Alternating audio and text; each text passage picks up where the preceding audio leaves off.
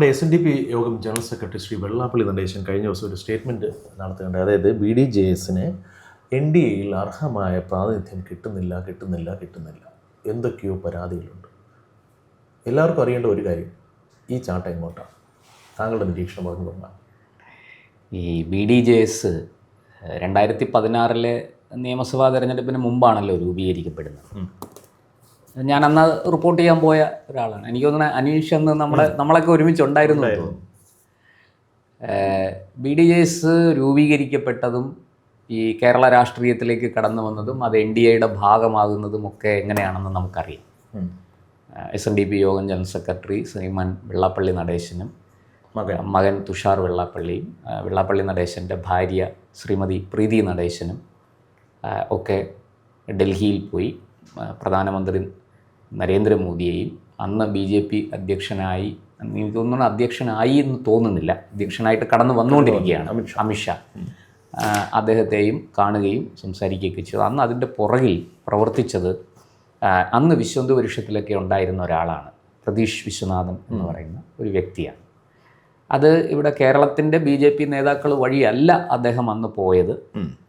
അദ്ദേഹം അവിടെ ഡൽഹിയിലെത്തുകയും മറ്റ് പല സംവിധാനങ്ങളുമായിട്ട് ചേർന്ന് ചർച്ച നടത്തുകയും വിശ്വന്ത് പരിഷത്തും ഒക്കെ ആയിട്ട് ചേർന്ന് ചർച്ച നടത്തുകയും അതിൻ്റെ അടിസ്ഥാനത്തിൽ ഒരു രാഷ്ട്രീയ പാർട്ടി രൂപീകരിച്ച് അദ്ദേഹത്തിനോട് NDAയിൽ ചേരാൻ BJPയുടെ കേന്ദ്ര നേതൃത്വം നിർദ്ദേശിക്കുകയും ചെയ്തു. അങ്ങനെ അതിൻ്റെ അടിസ്ഥാനത്തിൽ അദ്ദേഹം BDJS രൂപീകരിച്ചു, പിന്നെ NDAയിൽ വന്നു, തെരഞ്ഞെടുപ്പ് നേരിട്ടു. അന്ന് NDAക്ക് അതിൻ്റെ മെച്ചമൊക്കെ ഉണ്ടായി. അത് BDJS ഒരു ശക്തിയില്ലാത്ത കക്ഷിയാണെന്നോ, വോട്ട് ഷെയർ പലയിടങ്ങളിലും BJPക്ക് ഈ പറഞ്ഞ NDAക്ക് കൂടാൻ അത് സഹായകരമായി. ശരി. പക്ഷെ പിന്നീട്, അതായത് 2016 ശേഷം നമ്മൾ കാണുന്ന കാഴ്ച, ഈ പതുക്കെ ഈ BDJSൻ്റെ ഉണ്ടായിരുന്ന ശക്തി, ഒരു വലിയ ശക്തിയാണെന്ന് ഞാൻ പറയുന്നില്ല, എന്നാൽ ഒട്ടും ശക്തിയില്ലാത്തൊരു കക്ഷിയാണെന്നും അതിനർത്ഥമില്ല. ഉണ്ടായിരുന്ന ശക്തി ചോർന്നു തുടങ്ങുന്ന കാഴ്ചയാണ് നമ്മൾ കണ്ടത്. കുടം ചോർന്നു തുടങ്ങി. കുടത്തിൽ വിള്ളലുകൾ വീണു, വെള്ളം ചോരാൻ തുടങ്ങി എന്ന് പറയുന്നത് പോലെ ചോരുന്ന ഒരു കുടമായി അത് മാറിത്തുടങ്ങി. അത് 2019 ലോക്സഭാ തെരഞ്ഞെടുപ്പിൽ നമ്മൾ കണ്ടു, 2020 തദ്ദേശ തെരഞ്ഞെടുപ്പിൽ നമ്മൾ കണ്ടു, 2021 നിയമസഭാ തെരഞ്ഞെടുപ്പിൽ നമ്മൾ കണ്ടു. ശരി. വലിയ രീതിയിൽ വോട്ട് ശതമാനം NDAക്ക് കേരളത്തിൽ കൂട്ടാൻ കഴിഞ്ഞില്ല. ശരി. എന്നാൽ പക്ഷെ അപ്പോഴൊക്കെ അവർ മുന്നണിയിലെ പ്രശ്നങ്ങളൊക്കെ പരിഹരിക്കപ്പെടും, മുന്നോട്ട് പോകും. BJPക്കകത്തും പല പ്രശ്നങ്ങളുണ്ടായിരുന്നു. കാരണം ഇവർ കടന്നു വരുമ്പോൾ കുമ്മനം രാജശേഖരനായിരുന്നു സംസ്ഥാന പ്രസിഡന്റ്. അത് കഴിഞ്ഞിട്ട് കുമ്മനം ഗവർണറായിട്ട് മിസോറാമിലേക്ക് പോകുന്നു. ഇവിടെ അഡ്വക്കേറ്റ് ശ്രീധരൻപിള്ള സാറ് വരുന്നു. അപ്പോൾ ശ്രീധരൻപിള്ള സാറിൻ്റെ കാലത്തും അവരിതിൽ ഉറച്ചു നിന്നു. കാരണം വെള്ളാപ്പള്ളി നടേശനും ശ്രീധരൻപിള്ള സാറുമായിട്ട് നല്ല ബന്ധമാണ്. അതുകൊണ്ട് തന്നെ BDJSന് അതിൻ്റേതായ പരിഗണനയൊക്കെ കിട്ടിയിരുന്നു. അദ്ദേഹം ഇതുപോലെ ഗവർണറായിട്ട് പോയതിനു ശേഷം K. സുരേന്ദ്രൻ കടന്നു വന്നു. K. സുരേന്ദ്രൻ വന്നപ്പോഴും ഇവർ തമ്മിലുള്ള ഒരു ബന്ധത്തിൽ അസ്വാരസ്യങ്ങളൊന്നും ഉണ്ടായില്ല. വലിയ പൊട്ടലും ചീറ്റലും ഒന്നും വലിയ കാര്യമായിട്ടുണ്ടായില്ല. ചെറിയ അഭിപ്രായ വ്യത്യാസങ്ങളൊക്കെ ഉണ്ടായിരുന്നു എന്നുള്ളതേ ഉള്ളൂ. പക്ഷേ ആ ബന്ധം ഊഷ്മളമായിട്ട് പോയി. ബന്ധം ഊഷ്മളമായിട്ട് പോകുമ്പോഴും കേരളത്തിൻ്റെ NDAയുടെ വോട്ട് വിഹിതത്തിൽ ഒരു കാര്യമായ വർധന വരുത്താൻ BDJSന് കഴിഞ്ഞില്ല. അതൊരു സത്യമാണ്. രാഷ്ട്രീയം പഠിക്കുന്ന ആർക്കും അത് മനസ്സിലാവും. അവിടെ വെള്ളാപ്പള്ളി നടേശൻ നിരന്തരം കേരള രാഷ്ട്രീയത്തിൽ ഇടപെട്ടുകൊണ്ടിരിക്കുകയാണ്. അദ്ദേഹം പലതും പറയുന്നുണ്ട്. അദ്ദേഹത്തിൻ്റെ പല പ്രസ്താവനകളും വിവാദമായി, ഒക്കെ ശരിയാണ്. പക്ഷേ അദ്ദേഹത്തിന് കാര്യമായി NDAയെ സഹായിക്കാൻ, ശക്തിപ്പെടുത്താൻ കഴിഞ്ഞില്ല. അതിൻ്റെ കാരണം എന്താണെന്ന് നമുക്കറിയാം. സംസ്ഥാനം ഭരിക്കുന്നത് പിണറായി വിജയനാണ്. മൈക്രോ ഫിനാൻസ് ഉൾപ്പെടെയുള്ള നിരവധി കേസുകൾ ഇദ്ദേഹത്തിൻ്റെ മുന്നിലുണ്ട്. അദ്ദേഹത്തിന് അതിലൊക്കെ പലതരത്തിലുള്ള സഹായവും ഭരണപക്ഷത്തൊന്ന് വേണം. അതുകൊണ്ട് ഭരണപക്ഷത്തെ അധികം മുറിവേൽപ്പിക്കാതെ വളരെ മൃദുവായ സുഖിപ്പിക്കേണ്ടടുത്ത് സുഖിപ്പിക്കുകയും മൃദുവായി വിമർശിക്കുകയും ഒക്കെ ചെയ്തുകൊണ്ട് മുന്നോട്ട് പോയി. BJPയിൽ നിന്ന് NDAയിൽ നിന്ന് വിട്ടുപോകാൻ അദ്ദേഹം അപ്പോഴും താല്പര്യപ്പെട്ടില്ല. ഇടയ്ക്കിടയ്ക്ക് പറയും നമുക്ക് അർഹമായ കിട്ടുന്നില്ല, പരിഗണന കിട്ടും. അന്നേരം മകൻ പറയും ഞാനൊരു മന്ത്രിസ്ഥാനം ഒന്നും മോഹിക്കുന്ന ആളല്ല എന്ന് പറയും. എന്തോ ഒരു വിരട്ടൽ പോലെ. അത് ഇവർ തമ്മിൽ ഒരു അഡ്ജസ്റ്റ്മെന്റിലായിരുന്നു, അച്ഛനും മകനും തമ്മിൽ. പ്രത്യക്ഷത്തിൽ അച്ഛൻ LDF-നോടൊപ്പവും മകൻ BJP പാളയത്തിൽ. അപ്പൊ കേന്ദ്രത്തിന്റെ ഏതെങ്കിലും ഏജൻസികളുടെ അന്വേഷണത്തെ അവിടെ ചെറുക്കാനും സംസ്ഥാനത്തിന്റെ അന്വേഷണത്തെ ഇവിടെ ചെറുക്കാനും ഇതാണ് അവരുടെ ഡിഫൻസീവ് മെക്കാനിസം. ഇത്രയും നാൾ ഇവര് അനുകൂലമായി ഒന്നും കിട്ടിയില്ല എന്ന് നെടുമുടി വേണു ശൈലിയിൽ പറയുമ്പോൾ അതിനർത്ഥം കിട്ടേണ്ടത് ഓർമ്മപ്പെടുത്തിക്കൊണ്ടിരിക്കുകയാണെന്നുള്ളത് എല്ലാവർക്കും അറിയാം. അപ്പോൾ ഇദ്ദേഹം ഇങ്ങനെ പറയുമ്പോൾ മകൻ പറയും നമുക്കൊന്നും കിട്ടിയില്ലെങ്കിലും കുഴപ്പമില്ല, നമുക്ക് നല്ല സ്പേസിലാണ്, NDA കൺവീനറാണ്, ഞാൻ വലിയ സംഭവമാണെന്ന് അദ്ദേഹം സ്വയം പറയുകയും ചെയ്യും. പക്ഷേ ഇപ്രാവശ്യം കളി മാറുന്നുണ്ട്. എന്തോ തീരുമാനിച്ചുറപ്പിച്ചിട്ടാണ്. തീർച്ചയായിട്ടും ആ തീരുമാനം എന്താ അത് പറയാം. ഈ പ്രാവശ്യം എന്നുള്ളതല്ല, 2024 ലോക്സഭാ തെരഞ്ഞെടുപ്പ് തൊട്ടാണ് അതിന് മാറ്റം വന്നത്. കാരണം BJPക്ക് കൃത്യമായിട്ട് മനസ്സിലായി BDJSന്റെ സഹായമില്ലെങ്കിലും SNDP ഈഴവരുടെ വോട്ടുകൾ നമുക്ക് കിട്ടും എന്ന് BJPക്ക് മനസ്സിലായി. കൃത്യമായി തിരുവനന്തപുരം, കൊല്ലം, തിരുവനന്തപുരം ഞാൻ ഉദ്ദേശിച്ചത് ആറ്റിങ്ങലാണ്. ആറ്റിങ്ങൽ ലോക്സഭാ മണ്ഡലത്തിലും ഒരു പരിധിവരെ കൊല്ലം ലോക്സഭാ മണ്ഡലത്തിലും ആലപ്പുഴ ലോക്സഭാ മണ്ഡലത്തിൽ വളരെ വ്യക്തമായി അടപടലം ഈഴവ വോട്ടുകൾ BJPയിലേക്ക് ചേക്കേറി. ഈഴവ വോട്ടിനൊരു ഗുണമുണ്ട്, അതൊരിക്കൽ വന്നാൽ പെട്ടെന്ന് തിരിച്ചു പോകില്ല. കാരണം അവർ കൺസിസ്റ്റൻസി ഉള്ള ഒരു കൂട്ടരാണ്. ഇത്രയും നാൾ LDF-നോടൊപ്പം നിന്നു, നമുക്ക് പ്രയോജനമൊന്നുമില്ല എന്ന് പുതിയ തലമുറയ്ക്ക് മനസ്സിലായി തുടങ്ങി. അവരെ ഒന്നും അങ്ങനെ പറ്റിക്കാൻ പറ്റില്ല.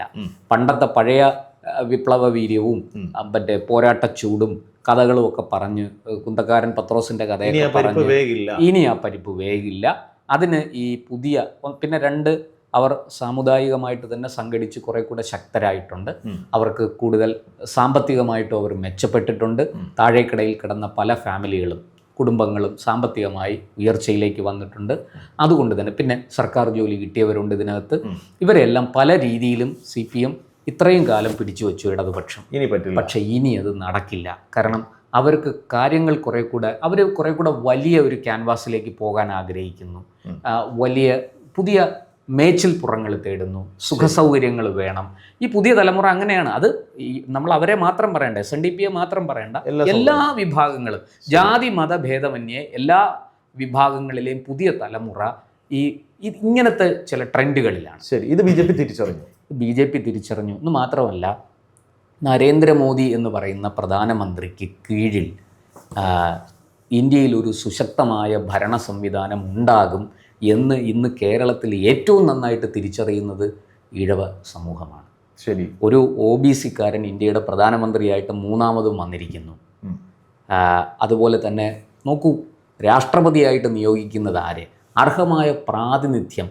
ഇപ്പോൾ വെള്ളാപ്പള്ളി നടേശനും മകൻ തുഷാർ വെള്ളാപ്പള്ളിക്കും വലിയ പരിഗണന കൊടുത്തില്ല, അവർക്ക് സ്ഥാനമാനങ്ങൾ കൊടുത്തില്ല എന്ന് നോക്കി അതിൻ്റെ അടിസ്ഥാനത്തിൽ BJPക്ക് വോട്ട് ചെയ്യേണ്ട എന്ന് തീരുമാനിക്കുന്ന ഒരു പ്രവണത ഈഴവർക്കിടയിൽ ഉണ്ട് എന്ന് എനിക്ക് തോന്നുന്നില്ല. പകരം അവർ കേന്ദ്രത്തിലെ കാര്യങ്ങൾ പരിശോധിക്കുന്നു, അവിടെ വരുന്ന മാറ്റങ്ങൾ വിലയിരുത്തുന്നു. അതിൻ്റെ അടിസ്ഥാനത്തിൽ മാത്രമല്ല, ഈ ഇത്രയും നാളത്തെ BJPയുടെ ഭരണം കൊണ്ട് ഇവരെല്ലാം പറഞ്ഞത് ബ്രാഹ്മണിക്കൽ ഹെജിമണി, ഇനിയിപ്പോൾ പൂണൂലിട്ടവനായിരിക്കും ഇവിടെ കാര്യങ്ങളെല്ലാം തീരുമാനിക്കുന്നത്, മനുസ്മൃതി അനുസരിച്ചായിരിക്കും ഭരണം എന്നൊക്കെ ഈ ഇടതുപക്ഷം ഇങ്ങനെ വായ്ത്താരിയിടുന്നുണ്ട്. പക്ഷേ ഈ മനുസ്മൃതിക്കൊന്നും യാതൊരു പ്രാധാന്യവും അവിടെ കിട്ടുന്നില്ലെന്നുള്ള കാര്യം ഈ സാധാരണക്കാർക്കറിയാം, പുതിയ തലമുറയ്ക്കറിയാം. ഈ തിരിച്ചറിവിന്റെ അടിസ്ഥാനത്തിൽ ഇനിയിപ്പം BDJS ഇല്ലെങ്കിലും നമ്മൾ സേഫാണ്. BJP പതുക്കെ ഈ 4 ജില്ലകളിൽ തിരുവനന്തപുരം, കൊല്ലം, ആലപ്പുഴ, പത്തനംതിട്ട, ഒട്ടൊക്കെ കോട്ടയം, പിന്നെ എറണാകുളത്തും കുറെ ഭാഗങ്ങളിൽ. ഇപ്പൊ തൃപ്പൂണിത്തറയിൽ BJP ജയിച്ചു വന്നത് കൃത്യമായ ഒരു ഹിന്ദു കൺസോൾട്ടേഷന്റെ അടിസ്ഥാനത്തിലാണ്. അത് നമ്മളിനി ഇനി എത്രയൊക്കെ മതേതരത്വം പറഞ്ഞിരുന്നാലും BJPക്ക് കിട്ടിയിരിക്കുന്നത് ഹിന്ദു വോട്ടാണ് എന്ന് വിലയിരുത്തുന്നതിൽ എനിക്കൊരു മടിയുമില്ല. ഞാൻ ആ സത്യം തുറന്നു പറയാൻ ആഗ്രഹിക്കുന്നു. ഇവരിനി BJP പറയാനല്ല ഞങ്ങൾക്ക് മതേതര വോട്ട് കിട്ടി എന്നൊക്കെ പറഞ്ഞാൽ അത് നിങ്ങൾ കയ്യിൽ വെച്ചിരുന്നാൽ മതി. ചുരുക്കത്തിൽ BJPക്ക് കാര്യം മനസ്സിലായി, BDJS ഇല്ലെങ്കിലും നമുക്ക് മുന്നോട്ട് പോകാം, മെല്ലെ ചവിട്ടാൻ തുടങ്ങി. നമുക്ക് അവരുടെ ബേസ് ക്ലിയർ ആയി. ഇത് ഇവര് തിരിച്ചറിഞ്ഞു. ഇനി ഇവിടെ നിന്നിട്ടും വലുതായിട്ടൊന്നും കിട്ടാനില്ല എന്ന് മനസ്സിലാക്കിയപ്പോൾ എങ്ങോട്ടെങ്കിലും പോകണം. സമ്മർദ്ദതന്ത്രമായിട്ടായിരിക്കും ആദ്യത്തെ ഈ ഡയലോഗ്. സമ്മർദ്ദത്തിന് BJP വഴങ്ങുമോ ഇല്ലയോ എന്നുള്ള കാത്തിരുന്ന് കാണാം. പക്ഷേ എങ്ങോട്ടാണ് ചാട്ടം, അതാണ് അടുത്ത ചോദ്യം. അത് ഇന്നത്തെ നിലയ്ക്ക് അവർക്ക് UDFൽ പോകാൻ സാധിക്കുമോ? എനിക്ക് തോന്നുന്നില്ല. കാരണം UDFലേക്ക് അവർ ചെന്നാൽ ഇപ്പോൾ കോൺഗ്രസ് ഇനി അവരെ സ്വീകരിച്ചു എന്ന് തന്നെ ഇരിക്കട്ടെ, ലീഗിന് അങ്ങേയറ്റം ലീഗിനെ വെള്ളാപ്പള്ളി വിമർശിക്കുന്നത് ആർക്ക് വേണ്ടിയിട്ടാണ്? വെള്ളാപ്പള്ളിക്കോ BDJS-നോ ഈഴവ സമുദായത്തിനോ വേണ്ടിയിട്ടാണോ? അല്ല, CPM-ന് വേണ്ടിയിട്ട്, CPM-നും പിണറായി വിജയനും വേണ്ടിയിട്ടാണ്. ഇതാണ് ലീഗിനെ ചൊടിപ്പിക്കുന്ന ഘടകം. അവർ ഈ രാഷ്ട്രീയ വിമർശനമൊക്കെ ആണെങ്കിൽ അവരതിനെ അങ്ങ് ആ പ്രാധാന്യമേ കൊടുക്കുള്ളായിരുന്നു. ഇപ്പൊ BJP വിമർശിക്കുന്നില്ല, അവര് CPM വിമർശിക്കുന്നില്ലേ, പലരും പലതും പറയുന്നുണ്ട്. അതിനൊന്നും അവര് വലിയ പ്രാധാന്യം കൊടുക്കില്ല. പക്ഷേ ഇപ്പോൾ ഇത് വെള്ളാപ്പള്ളി അങ്ങനെയല്ല. അതിരൂക്ഷമായ വിമർശനം, അതും ഈ നാവ് വാടകയ്ക്ക് കൊടുക്കുക എന്നുള്ളത് പിണറായി വിജയന്റെ ഒരു പ്രയോഗമാണ്. പണ്ട് ചന്ദ്രചൂഡനെതിരെ പറഞ്ഞതാണ്, VS-ന് വേണ്ടി നാവ് വാടകയ്ക്ക് കൊടുത്തിരിക്കുകയാണെന്ന്. അതുകൊണ്ടാണ് അരുവിക്കരയിൽ ചന്ദ്രചൂഡനെ മനഃപൂർവ്വം തോൽപ്പിച്ചത്. 2006 ഇടത് തരംഗം കേരളത്തിൽ ശക്തമായിരുന്നിട്ട് കൂടി അരുവിക്കരയിൽ G. കാർത്തികേയനാണ് മത്സരിച്ചത്. അത് മറ്റൊരു ഘടകം. പക്ഷെ എങ്കിലും ചന്ദ്രചൂഡനെ അവിടെ തോൽപ്പിക്കാൻ CPM-ന് വലിയ താല്പര്യമുണ്ടായി. അതുപോലെ ഇവിടെയും വെള്ളാപ്പള്ളി നടേശൻ പിണറായി വിജയന് വേണ്ടി CPM-ന് വേണ്ടി നാവ് വാടകയ്ക്ക് കൊടുത്തു. അവിടെ എനിക്ക് മനസ്സിലാവുന്നൊരു കാര്യം, ഈ തദ്ദേശ തെരഞ്ഞെടുപ്പിന്റെ റിസൾട്ട് നമുക്ക് കൃത്യമായി അടിവരെ ഇടുന്നു, കാറ്റ് എങ്ങോട്ടാണ് വീശുന്നത്. ഇത്രയും നാളെ UDF-ന്റെ കാര്യത്തിൽ ഒരു അൺസർട്ടനിറ്റി ഒക്കെ ഉണ്ടായിരുന്നു എങ്കിലും കൃത്യമായ ഭരണവിരുദ്ധ വികാരം ഒരു UDF പാളയത്തിലേക്ക് അടുക്കുന്നു. ഇപ്പോൾ തദ്ദേശം മാറ്റി നിർത്തി സംസ്ഥാനത്തിലേക്ക് വന്നു കഴിഞ്ഞാൽ സംസ്ഥാനം ഭരിക്കാൻ കേപ്പബിൾ ആയിട്ടുള്ള പാർട്ടി ഏതെന്ന് ചോദിച്ചു കഴിഞ്ഞാൽ ചിലപ്പോൾ ഒരുപക്ഷെ BJP-യേക്കാൾ UDF-ന് അല്ലെങ്കിൽ വിശിഷ്യ കോൺഗ്രസിന് തന്നെ ആയിരിക്കും. അപ്പൊ അങ്ങനെ വരുമ്പോൾ കോൺഗ്രസ് അധികാരത്തിലേക്ക് വരാൻ സാധ്യത വളരെ കൂടുതലാണ് എന്ന് തെളിഞ്ഞിരിക്കുന്ന ഈ ഒരു വേളയിൽ, അതായത് തദ്ദേശ തെരഞ്ഞെടുപ്പിന് ശേഷം UDF സ്കോർ ചെയ്ത് നിൽക്കുന്ന സാഹചര്യത്തിൽ വെള്ളാപ്പള്ളിയെ പോലെ രാഷ്ട്രീയമായി ചിന്തിക്കുന്ന ഒരാൾ പൊളിയാൻ പോകുന്ന കപ്പലിലേക്ക്, അതായത് LDF-ലേക്ക് കൊണ്ട് കൈവയ്ക്കുമോ? അതൊരു ചോദ്യമല്ലേ? ചോദ്യമാണ്. അവസാനത്തെ കച്ചിത്തുരുമ്പി പിടിക്കുകയാണ്. അതായത് ഇവിടെ നമുക്കിപ്പോൾ അറിയാം, UDF-ന് അനുകൂലമായ രാഷ്ട്രീയ സാഹചര്യം കേരളത്തിൽ കൃത്യമായിട്ടും ഒരു ശക്തമായ UDF അനുകൂല നല്ല മുഖമില്ല എന്നുള്ളത് വെച്ച് ബാക്കിയെല്ലാം ഒത്തു വന്നിട്ടുണ്ട് ആണ് അല്ലേ? പക്ഷേ ഇപ്പോഴും അവരുടെ ഇടതുപക്ഷത്തിൻ്റെ കണക്ക് കൂട്ടൽ BJP തദ്ദേശമല്ല നിയമസഭ. തദ്ദേശവും നിയമസഭയും തമ്മിൽ വ്യത്യാസമുണ്ട്. ലോക്സഭയല്ല നിയമസഭ. നിയമസഭയിൽ നമുക്ക് പിടിച്ചു കയറാം. ശരി, ഒരു നിശ്ചിത സംഖ്യ സീറ്റുകൾ എത്തിയാൽ നമുക്ക് എന്തെങ്കിലുമൊക്കെ അട്ടിമറികൾ നടത്താം എന്ന ഒരു കണക്കുകൂട്ടൽ CPM-നും പിണറായി വിജയനും ഉണ്ട് എന്നുള്ളത് സത്യമാണ്. CPM-നെ സംബന്ധിച്ചിടത്തോളം അന്തം വിട്ട പ്രതി എന്തും ചെയ്യും. ഇനി രണ്ടാമത് മറ്റൊരു കാര്യം, തിരുവനന്തപുരം വിട്ടാൽ BJP-ക്ക് അത്തരത്തിൽ ജയിച്ചു കയറാൻ കഴിയും എന്ന് CPM കണക്ക് കൂട്ടുന്നില്ല. ഒരു പക്ഷേ കായംകുളത്തോ അല്ലെങ്കിൽ ഇനി അങ്ങേയറ്റം പോയാൽ പാലക്കാടോ മഞ്ചേശ്വരത്തോ ഒക്കെ BJP ചിലപ്പോൾ ജയിച്ചേക്കാം. ചിലപ്പോൾ, അതും സാധ്യത കുറവാണ് കേട്ടോ. ഇരിക്കട്ടെ, കായംകുളത്ത് സാധ്യത ഞാൻ കൂടുതൽ കാണുന്നു. അതിന് മറ്റു ചില BJP-യുടെ സാധ്യതകൾ നമുക്ക് പിന്നീട് ചർച്ച ചെയ്യാം. വെള്ളാപ്പള്ളിയുടെ കാര്യമാണ് നമ്മൾ പറഞ്ഞു വന്നത്. അപ്പോൾ ഇവിടെ ഈ BJP-ക്ക് കൊല്ലം, ആലപ്പുഴ, പത്തനംതിട്ട, എറണാകുളം തുടങ്ങിയ സ്ഥലങ്ങളിൽ BJP-ക്ക് അങ്ങനെ വലിയ സ്വാധീനമൊന്നും ചെലുത്താൻ സാധിക്കില്ല. പക്ഷേ BJP ഇവിടെ എല്ലാം മത്സരിക്കും. പിടിക്കുന്ന വോട്ടുകൾ കോൺഗ്രസ്സിന് കിട്ടാനുള്ള ഭരണവിരുദ്ധ വോട്ടുകളാണ്, അല്ലെങ്കിൽ CPM വിരുദ്ധ വോട്ടുകളാണ്. അപ്പോൾ CPM വിരുദ്ധ വോട്ടുകൾ, ഭരണവിരുദ്ധ വോട്ടുകൾ അവിടെ സ്പ്ലിറ്റ് ചെയ്യപ്പെടും. കോൺഗ്രസ് ഇതിൻ്റെ ഇടയിൽ കൂടെ ഒരു ചെറിയ ഭൂരിപക്ഷത്തിനെങ്കിലും ജയിച്ചു വരാം. ഇതിന് ഒരു താങ്ങായിക്കോട്ടെ വെള്ളാപ്പള്ളി. മനസ്സിലായി. ഈ LDF-ന്റെ കാഴ്ചപ്പാട് ഈ തരത്തിലായിരിക്കും. ഇത് സമർത്ഥമായിട്ട് ചൂഷണം ചെയ്യാൻ വെള്ളാപ്പള്ളിയും ശ്രമിക്കും എന്നുള്ള കാര്യം തീർച്ചയാണ്. ശരി, അപ്പോൾ ഏതായാലും വെള്ളാപ്പള്ളിയുടെ മനസ്സിലിരിപ്പ് ഏതാണെന്നുള്ളത് ഏകദേശം ഒരു ധാരണ. നമ്മളൊരു രാഷ്ട്രീയ വിശകലനം നടത്തുമ്പോൾ അതിൽ നിന്ന് ഉരുത്തിരിയുന്ന അഭിപ്രായമാണ് ഞാൻ പറഞ്ഞത്. ക്ലിയർ ആണ്. വെള്ളാപ്പള്ളിയുടെ ഈ ചാഞ്ചാട്ടം എങ്ങോട്ടാണെന്ന് അറിയാൻ ഞാൻ LDF-ലും UDF-ലും ചില നേതാക്കന്മാരുമായിട്ടൊക്കെ ബന്ധപ്പെട്ടിരുന്നു. അതിൽ UDF-ലെ ഒരു നേതാവ് പറഞ്ഞ അദ്ദേഹത്തിൻ്റെ പ്രതികരണം വളരെ കൗതുകരമായി തോന്നി. നേതാവേ, ശ്രീ വെള്ളാപ്പള്ളി ഇങ്ങനെയൊക്കെയാണല്ലോ പറയുന്നത്, ഇത് UDF-ലേക്ക് എന്തായാലും പുള്ളി വരാൻ സാധ്യതയില്ല, LDF-ലേക്കാണ് പോകുന്നതെന്ന് തോന്നുന്നു. അപ്പോൾ അത് നിങ്ങൾക്കൊരു തിരിച്ചടി ആകില്ലേ? അതാണ് നമ്മുടെ സന്തോഷം. കാരണം വെള്ളാപ്പള്ളി ആരെ പിന്തുണയ്ക്കുന്നു അവർ ഗംഭീരമായി പൊട്ടും. നമ്മുടെ പ്രതീക്ഷ അതാണ്. ഉറപ്പായും പറയാൻ പറ്റില്ല, പക്ഷേ അതാണ് ചരിത്രം. താങ്കൾക്ക് എന്ത് തോന്നുന്നു? ഞാൻ അങ്ങനെ ഇതൊക്കെ ചില വിശ്വാസങ്ങളുടെയൊക്കെ അടിസ്ഥാനത്തിലുള്ള ചില വിലയിരുത്തലുകളാണ്. പക്ഷെ നമ്മൾ ലോജിക്കലി പൊളിറ്റിക്കൽ ലോജിക്ക് അപ്ലൈ ചെയ്യുമ്പോൾ എനിക്ക് അങ്ങനെ തോന്നുന്നില്ല. പക്ഷേ ഇന്നത്തെ നില വെച്ച് ചരിത്രം നോക്കിയാൽ വെള്ളാപ്പള്ളി പിന്തുണച്ചവരെല്ലാം തോറ്റിട്ടുണ്ട്. അതെ, പൊട്ടിയിട്ടുണ്ട്. അദ്ദേഹം പണ്ട് എനിക്കിപ്പോഴും ഓർമ്മയുണ്ട്, ചെങ്ങന്നൂര് PC വിഷ്ണുനാഥിനെ 2006 ഞാൻ തോൽപ്പിക്കും തോൽപ്പിക്കും എന്ന് പറഞ്ഞു. ഇവരെല്ലാം ജയിച്ചു. 2001 വർദ്ധിച്ചിട്ടുണ്ട് പലയിടത്തും. അതെ അതെ അതെ വിഷ്ണുനാഥിന്റെയൊക്കെ നല്ല ഭൂരിപക്ഷത്തിനാണ് ജയിച്ചു വന്നത്.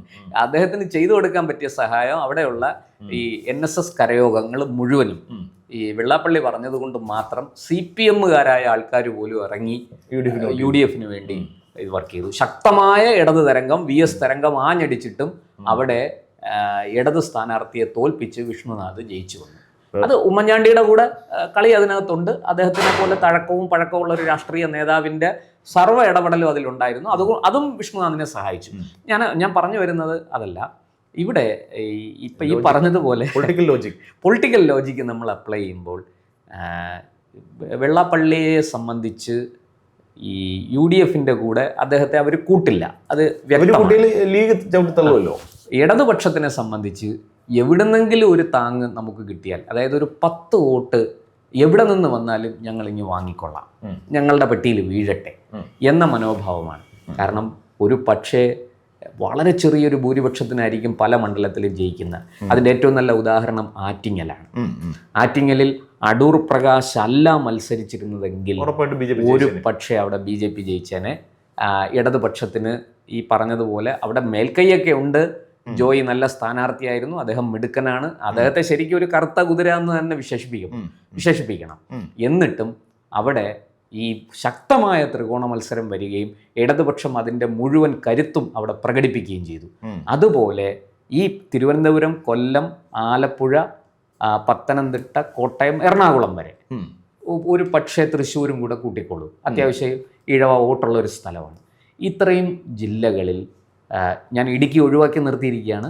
ഇടുക്കിയിലും SNDPക്ക് സ്വാധീനമുണ്ട്, അത്യാവശ്യം ഇഴവരുള്ള ഒരു സ്ഥലമാണ്. എങ്കിലും ഞാൻ പറയുന്നത് ഈ സ്ഥലങ്ങളിൽ ഈ പറഞ്ഞതുപോലെ LDF-ന് പ്രതീക്ഷയുണ്ട്, ജയിച്ചു കയറാം. ഇനി ഇടുക്കിയിലെ കഥ പറയാൻ ഞാൻ തൊടുപുഴയിൽ 2001 തെരഞ്ഞെടുപ്പ് പ്രഖ്യാപിക്കുന്നതിന് മുമ്പ് തന്നെ അന്ന് വെള്ളാപ്പള്ളി നടേശൻ കുറെ കൂടെ കരുത്തനാണ്. ഇത്രയൊന്നും അദ്ദേഹത്തിനെതിരെ ആരോപണമില്ല. അദ്ദേഹം വന്ന് SNDP-ലേക്ക് വന്ന് അദ്ദേഹം അങ്ങനെ SNDP-യെ അങ്ങനെ അങ്ങ് വലിയ ഒരു പോരാളി സംഘടനയാക്കി മാറ്റി ആധികായനായിട്ട് നിൽക്കുന്ന കാലമാണ്. അദ്ദേഹം പറഞ്ഞു PJ ജോസഫ് തൊടുപുഴയിൽ തോൽപ്പിക്കും. SNDP വീടാന്തരം കയറി ഇറങ്ങി പ്രവർത്തിച്ചു, സ്ക്വാഡുകൾ ഉണ്ടാക്കി പ്രവർത്തിച്ചു. എന്താ സ്കൂൾ അനുവദിച്ചതിലെ കണക്ക്, +2 അനുവദിച്ചതിലെ കണക്ക്, ഈ കണക്ക് കാണുന്ന ഏതൊരു ശരാശരി ഹിന്ദു, ഞാൻ പറയുന്നത് ഈഴവർ മാത്രമല്ല നായന്മാരുൾപ്പെടെ PJ ജോസഫിനെതിരെ വോട്ട് ചെയ്ത് കളഞ്ഞു. PJ ജോസഫ് അവിടെ തോറ്റു. ഇതൊക്കെയാണ് ഈ 2001 തെരഞ്ഞെടുപ്പ് കഴിഞ്ഞപ്പോൾ ഉണ്ടായ നേട്ടം. ഈ വെള്ളാപ്പള്ളി നടേശനെ പോലെയുള്ളവരെ കൂടുതൽ ശക്തിപ്പെടുത്തി. അന്ന് NSS മാന്യമായിട്ട് ഞങ്ങൾ ഈ രാഷ്ട്രീയത്തിന് അന്ന് ഇടതുപക്ഷത്തെ തോൽപ്പിക്കണം, അതിനുവേണ്ടി അവർ വാശിയൊന്നുമില്ല, പക്ഷെ അവർ പ്രവർത്തിക്കുകയൊക്കെ ചെയ്തു. പല മണ്ഡലങ്ങളിലും ഇടതുപക്ഷം തോറ്റതിൽ NSS-ൻ്റെയും SNDP-യുടെയും പങ്ക് വളരെ വലുതാണ്. അത് നമ്മൾ നിഷേധിക്കാൻ പറ്റില്ല. അതിൻ്റെ മറ്റ് രാഷ്ട്രീയത്തിലേക്ക് ഞാനിപ്പോൾ പോകുന്നില്ല. പക്ഷെ അന്ന് ഈ വെള്ളാപ്പള്ളിക്ക് അത് വലിയ കരുത്തായി. ഈ കരുത്ത് വെച്ചുകൊണ്ട് അദ്ദേഹം പിന്നീട് മുന്നോട്ട് പോയി. 2006 VS എന്നൊരു ബിംബം മുന്നോട്ട് വന്നപ്പോൾ വെള്ളാപ്പള്ളിക്ക് അവിടെ ചില ഇടർച്ചകളൊക്കെ ഉണ്ടായെങ്കിലും പുള്ളി അത്യാവശ്യം ഒരു ഇതൊക്കെ പറഞ്ഞ് സിദ്ധാന്തമൊക്കെ പറഞ്ഞ് പുള്ളി പിടിച്ചു നിന്നു. പക്ഷെ പിന്നീടാണ് ഈ കളി മാറിയതും ശക്തി ചോർന്നത്. ഇവിടെ ഇപ്പോൾ നമുക്ക് മനസ്സിലാക്കാവുന്ന, ഞാൻ നേരത്തെ പറഞ്ഞ പൊളിറ്റിക്കൽ ലോജിക്കിലേക്ക് വന്നാൽ ഇത്രയും ജില്ലകളിലാണ് ഇവർ എന്തെങ്കിലുമൊക്കെ ചില അടവു നയങ്ങൾ സ്വീകരിക്കാൻ LDF തയ്യാറാകുന്നത്, CPM തയ്യാറാകുന്നത്. മനസ്സിലായി. LDF-ന്റെ പ്ലാൻ എന്താണെന്ന് വ്യക്തം, UDF-ന്റെ നിലപാട് എന്താകും എന്നുള്ള കാര്യത്തിലും ഏകദേശം ധാരണയുണ്ട്. ഇനിയിപ്പോൾ BJP ഇദ്ദേഹത്തെ അനുനയിപ്പിച്ച അയ്യോ മുതലാളി പോകല്ലേ എന്ന് പറഞ്ഞ് നല്ലൊരു ചോദ്യമാണ്. അത് ഞാൻ പറയാം. BJP വെള്ളാപ്പള്ളി നടേശൻ പോകുന്നെങ്കിൽ പൊയ്ക്കോട്ടെ എന്നൊരു നയം സ്വീകരിക്കും. എന്ന് വെച്ചാൽ ഒന്ന് അയയും, മുറുക്കാൻ നിൽക്കില്ല. അയ്യോ പോകരുതേ, മറ്റേ സിനിമയിൽ പറയുന്ന പോലെ അയ്യോ അച്ഛാ പോകല്ലേ, അങ്ങനത്തെ ഒരു പരിപാടിക്ക് BJP നിൽക്കും എന്നെനിക്ക് തോന്നുന്നില്ല. പകരം BJP ഒന്ന് അയയും, വിട്ടുകൊടുക്കും. പോണെങ്കിൽ പോകട്ടെ, അല്ല താങ്കൾ ഇവിടെ നിൽക്കൂ, ഇതാണ് സേഫ് എന്നൊക്കെ അവർ പറയും. അത് ഇനി എത്ര കണ്ട് എങ്ങനെയൊക്കെയാണ്. കാരണം രാജീവ് ചന്ദ്രശേഖർ വളരെ കൃത്യമായിട്ട് ഈ കാര്യങ്ങളൊക്കെ മനസ്സിലാക്കി ഏറ്റവും താഴെ തട്ടിൽ സർവേ ഒക്കെ നടത്തി വിവരങ്ങൾ PR ഏജൻസികൾ വഴി എടുത്തിട്ടാണ് ഈ പണിയൊക്കെ എടുക്കുന്നത്. രാജീവ് ചന്ദ്രശേഖർ നേരത്തെ ഉണ്ടായിരുന്നവരെ പോലെ അല്ല. പുള്ളി രാഷ്ട്രീയമായിട്ട് മറ്റവരുടെ അത്ര സ്കോർ ചെയ്തില്ലെങ്കിലും പുള്ളിയുടെ കയ്യിൽ ഡാറ്റയുണ്ട്. മൂപ്പര് ഈ ഡാറ്റയൊക്കെ വെച്ചാണ് വർക്ക് ചെയ്യുന്നത്. അതുകൊണ്ട് തന്നെ രാജീവ് ചന്ദ്രശേഖർ അങ്ങനെ പിണക്കില്ല, എന്നാൽ ഒരുപാട് എടുത്ത് തലയിൽ വെക്കുകയുമില്ല. ഇത് വെള്ളാപ്പള്ളി നടേശനെയും BDJSനെയും സംബന്ധിച്ച് അതൊരു വെല്ലുവിളിയാണ്. കാരണം അവർക്ക് ഇല്ലത്ത് നിറങ്ങിയ അമ്മാത്ത് ചെല്ലണം, അമ്മാത്ത് ചെല്ലാം, പക്ഷെ ചെന്നിട്ട് വല്ല കാര്യം ഉണ്ടോ എന്നുള്ളതാണ്. അത് ഇല്ലെങ്കിലും അവർക്ക് അവിടെ ചെന്ന് കയറിയാൽ മതി. ഏതെങ്കിലും കേരളത്തിൽ ഇപ്പോഴത്തെ സാഹചര്യത്തിൽ ഒരു മുന്നണിക്കുള്ളിൽ നിന്ന് ഇപ്പോൾ പൊതുവേ ചില ചർച്ചകളൊക്കെ നടക്കുന്നുണ്ട്. LDF തകരും, UDF നേടും, പക്ഷെ BJP വളരില്ല എന്നൊക്കെ പറഞ്ഞു. കാരണം ഇപ്പോൾ BJPയുടെ വോട്ട് ശതമാനമൊക്കെ വലിയ ഒരു വളർച്ച BJPക്ക് ഉണ്ടായി എന്ന് പറയാൻ സാധിക്കില്ല. 15.23% വോട്ട് തദ്ദേശത്തിൽ കിട്ടിയുള്ളൂ. അതെ, അതുകൊണ്ട് അത്തരം കാര്യങ്ങളൊക്കെ വെച്ചുകൊണ്ട് ഇവർക്ക് എങ്ങനെയെങ്കിലും ഒന്ന് അവിടെ ഏതെങ്കിലും ഒരു മുന്നണിയിൽ ഇടം കിട്ടിയാൽ മതി. പിന്നെ അവിടെ നിന്ന് അവർ പയറ്റും. ഒരു മന്ത്രിസ്ഥാനമൊക്കെ കിട്ടിയാൽ അതെ നോക്കാം. അപ്പോൾ ഏതായാലും വെള്ളാപ്പള്ളി ഇപ്പം BJPക്കാർ വിളിക്കുന്നത് കള്ളപ്പുള്ളി എന്നാണ്. അപ്പോൾ ഇനിയിപ്പോൾ കുറച്ച് ദിവസം കൂടെ അങ്ങോട്ട് കഴിയുമ്പോൾ മാറ്റി വിളിക്കുമോ ഇല്ലയോ എന്നുള്ളത് അറിയത്തില്ല. BJPക്കാരുടെ വിശേഷണം എന്താണെന്ന് എനിക്കറിയില്ല. പക്ഷേ അവരെ പല ആൾക്കാരും ഒളിഞ്ഞും തെളിഞ്ഞൊക്കെ പറയുന്നത് വെള്ളാപ്പള്ളി ഒരു കള്ളപ്പുള്ളിയാണ്. അത്രത്തോളം പഴയ ആ ഒരു മെറിറ്റ് അദ്ദേഹത്തിന് കൊടുക്കുന്നില്ല. നമുക്ക് നോക്കാം വരും ദിവസങ്ങളിൽ അദ്ദേഹത്തിന്റെ നിലപാട് എന്താവുന്നത്. ശേഷം ചർച്ച. കൂടുതൽ വാർത്തകളും വിശേഷങ്ങളും നേരിട്ട് ലഭിക്കാൻ ജനങ്ങളിൽ നിന്ന് ജനങ്ങളിലേക്ക് ജനഭൂമി ന്യൂസ് സബ്സ്ക്രൈബ് ചെയ്യൂ. ബെൽ ബട്ടൺ അമർത്താനും മറക്കരുത്.